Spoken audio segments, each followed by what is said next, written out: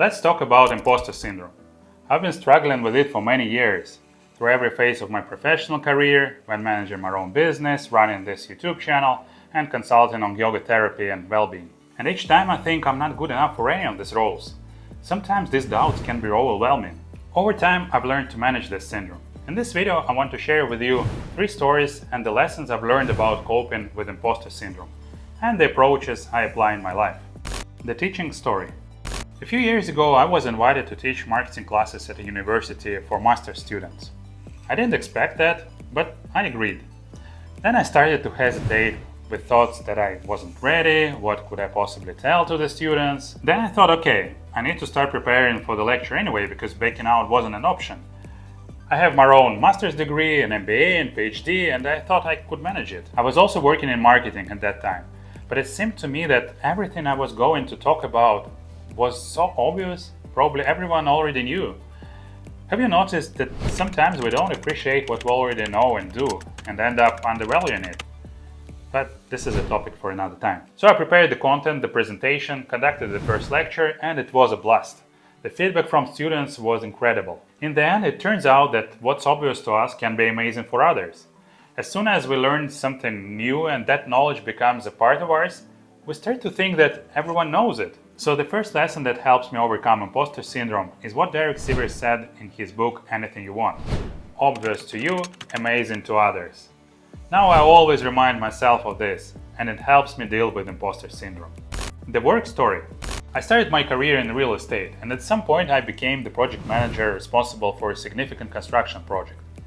However, my first degree is in economics, and I knew little about design and construction. That's when the signs of imposter syndrome began to appear. I had never done this before. I couldn't do it.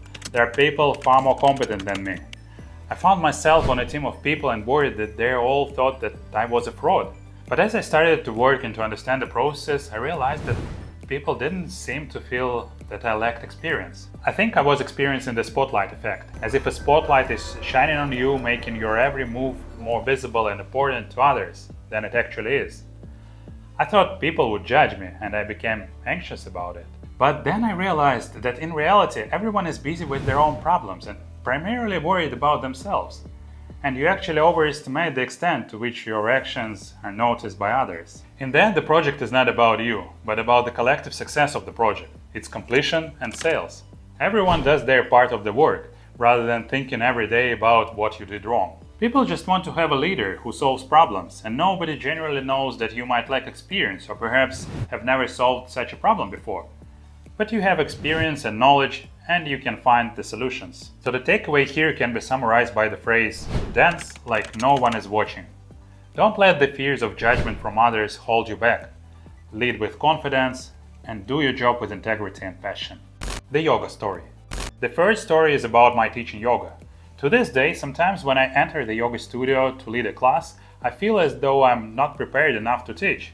Despite having all the knowledge, completing a 200-hour teacher training, and acquiring a diploma in yoga therapy. Every time I think I still don't have enough knowledge and education to teach others. I strive for perfection. Over time, I've started to understand that perfection isn't achievable.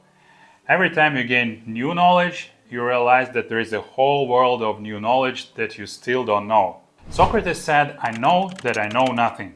The more knowledge you gain, the more you understand that knowledge is endless and you can't grasp it all. There is no point in the future when you know everything and are now ready to teach others. What helped me, and this is the third takeaway today, is that I consider myself not a spiritual guru, but a guide who is on the same journey with you and sharing what I have discovered so far. So let's do it together. Let's overcome imposter syndrome to be happier in life. Have a great day, and I'll meet you in the next videos.